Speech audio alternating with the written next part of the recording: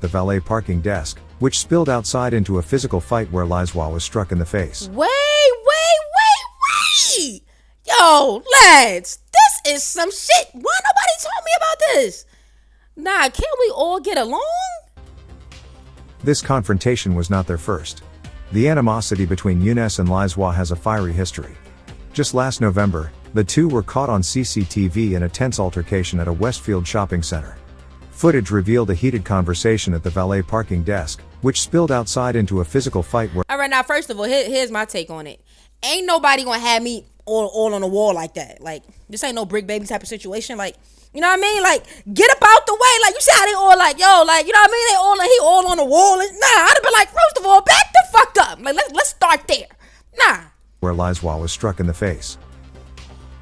Known in the rap world as Radistars, Lizwa— Shout out to the lads. Hold on. Shout out to the lads. Yo, lads. Free A Honcho. And shout out Grid Sparta. In this video, we bring you 3 noteworthy updates on the notorious Alameddine crime clan from events that occurred this week. The first one is about rapper A Honcho. Sydney rapper Ali Younes, also known as A Honcho, found himself in the middle of a heated brawl with a supporter of the rival rap group 1-4, while in prison. The dramatic clash erupted at 9 a.m. on Wednesday inside the walls of Parkley Correctional Center, where Younes, 27, has been held. As he— Wait, so who he was fighting from 1-4, Sally? Alright, let me shut up. All right, lad. But this some shit, like what? While in prison. The dramatic clash erupted at 9 a.m. on Wednesday inside the walls of Parkley Correctional Center, where Younes, 27, has been held. As he sat waiting for visitors, 31-year-old Cesar Lizwa, on his way to see his brother Alexan, locked eyes with Younes. Oh, I know who that is. He did the song with JMs. He nice. I like him. But why would they put two ops in the same area? What's going on with Australia prisons? Let me smoke, because they ain't about to stress me out. Younes. The tension was intense, and it didn't take long for the situation to explode into violence.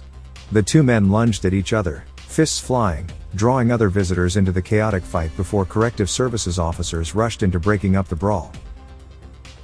This confrontation was not their first. The animosity between Younes and Lizwa has a fiery history.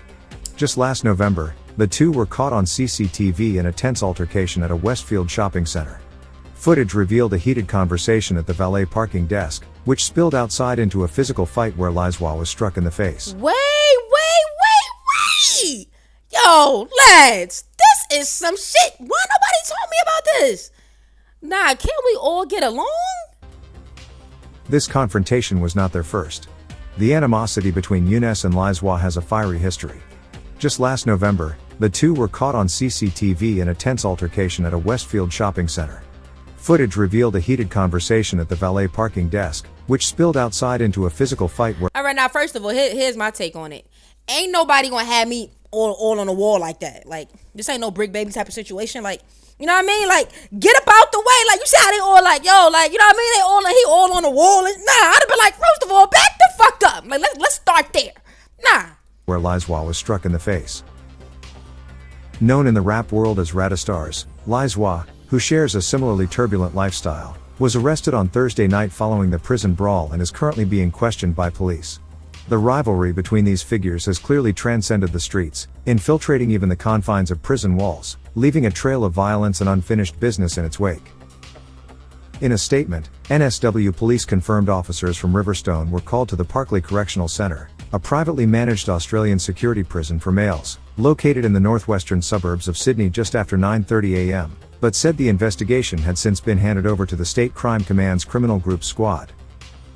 Officers from Riverstone— Yo, how did this shit even start, man? Like, this is just all talented young kings, man. How did this shit even start, bro? Is it just like, oh, I'm from here and you from there type of beef? Or is it like money type, like, and is it that? Like, can we get past it? Police Area Command attended and were told that a 27-year-old inmate had reportedly been assaulted by a visitor, the police statement said. The 31-year-old man was detained by correctives negation officers before being interviewed by police. CCTV of the incident is now being reviewed with a number of witnesses interviewed. Yo, could you imagine just going to visit your mans? Just say you about to go visit your mans. Like, you know what I mean? Your bro, your homie, your lad, your mate. And you end up getting into a fight and now you in handcuffs? Nah. 1-4 is a popular Australian drill rap group originating from Mount Druitt in Western Sydney. The group is known Shout out Mount Druitt for its gritty lyrics and hard-hitting beats, often reflecting the struggles and realities of life in their community.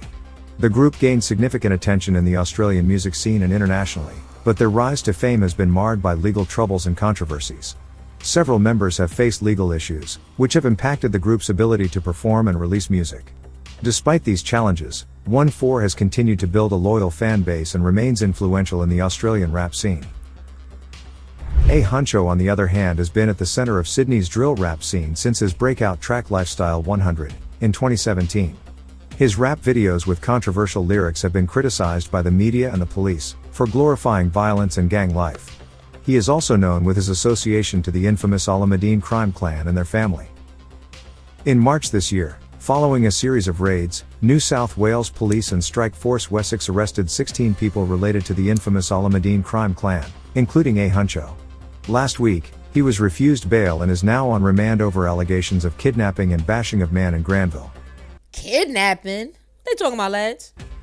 In this incident, both men were charged with affray, with Lizwa pleading guilty in Blacktown local court earlier this month and being sentenced to 1 month in jail. Younes was scheduled to appear in Parramatta local court on Thursday, however his matter was adjourned until July 30th. He was not required to appear. Younes will be applying for bail during his next appearance. Our second update is about Alameddine kingpin Masood Zakaria, who is lucky to be alive after almost being shot by a prison guard as he was escorted out of court in Sydney's West last week. Zakaria was being led out of Parramatta District Court by corrective service officers on Monday afternoon following the first day of an ongoing trial when one of the officers' rifle fired twice. It is understood the bullets narrowly missed Zakaria's head. A major investigation into the incident is now underway, with corrective services saying in a statement the unintentionally shots were fired as the officer carried out a routine inspection of their gun. At around 3:40 p.m. on Monday 22 July 2024, a corrective services officer unintentionally discharged a firearm during a routine functioning check, the statement read. The incident occurred within a secure vehicle loading dock at a Parramatta Justice Precinct court location, resulting in How does your gun accidentally go off? Like, what? What's happening, lads? What's going on in Australia? Minor damage to a brick wall. No one was injured, and the matter is being investigated. Nope. I would have said I got anxiety now. Something. I would have made a big deal out of that shit. Zakaria fled Sydney in late 2021, just days before police raided his home, where they planned to charge him with conspiracy to murder in connection with a plot to kill Ibrahim Hamzi, a member of the rival Hamzi crime clan. Although there were no records of him leaving through any port or airport, he managed to slip away to Turkey, where he lived for 2 years before being extradited back to Australia. Due to his history of evading law enforcement, Zakaria is classified as a high-risk inmate. This status requires him to be escorted by private armed guards to and from any court dates. In a dramatic turn of events, as Zakaria was being loaded into an armored vehicle by these heavily armed officers, one of their guns accidentally discharged. Zakaria's judge-alone trial is set to continue next week, adding yet another chapter to this high-stakes saga. Yo, he could have got hurt, yo. I don't want to know accidentally went off. Our third update is about Talal Alameddine, the brother of Rafat Alameddine, head of the Alameddine clan. In a dramatic jailhouse confrontation, an inmate known in the court documents as DM, admitted to stabbing Talal during a brawl in Goulburn Supermax. The altercation— Yo, why y'all always having brawls and punch-ons? Like, where the police be? It be a gang of them. Took place in January 2022 when DM, armed with a makeshift shiv, attacked Alameddine in a small exercise yard. Shanks and shivs, I swear that's all we need. DM stabbed Alameddine 3 times in the neck and face, leaving significant injuries. DM, who is considered as highly brutal and violent inmate, had developed a grudge against Alameddine after discovering that Alameddine had been speaking negatively about his gang, Family for Life. This animosity led to the violent encounter, which was initially sparked by a seemingly calm conversation between the two men. Following the attack, DM surrendered to tactical officers, and Alameddine was taken to Goulburn Base Hospital, where he received stitches for his wounds.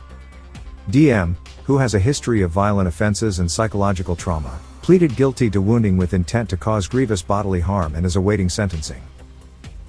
The incident highlights the volatile environment within Goulburn Supermax and the ongoing power struggles among its high-profile inmates. Yeah, man. It sounds like they gotta start separating folks, yo. I don't know, but they gotta figure it out. You can't have a bunch of wolves in the same area, man. It's gonna be real. It's gonna be crazy. For those who don't know or are new to the Grid Sparta channel, the Alameddine crime family is a prominent criminal organization in Australia, particularly known for its activities in Sydney. They are heavily involved in various illegal enterprises, including allegedly drug trafficking, violent crime, and organized gang activities. The family operates with a hierarchical structure, and their current leader is Rafat Alameddine, a pivotal figure in maintaining the family's influence. Rafat currently has an outstanding arrest warrant on 2 counts of murder and is reportedly living in Lebanon. He said, I'm out. Alameddine Yeah, why they always going to Lebanon when shit go left? family is notorious for its intense rivalries with other criminal groups, most notably the Hamzi crime clan, leading to numerous violent confrontations and public safety concerns. Law enforcement has targeted the family through multiple operations, resulting in several arrests and convictions. Despite these efforts, the Alameddine family's activities continue to significantly impact the communities they operate in, contributing to social issues and strained relations with authorities. Their high-profile criminal activities and the subsequent media attention highlight the ongoing challenges of combating organized crime in Australia. If you're looking for more thrilling Shout out Grid Sparta. Drop that comment.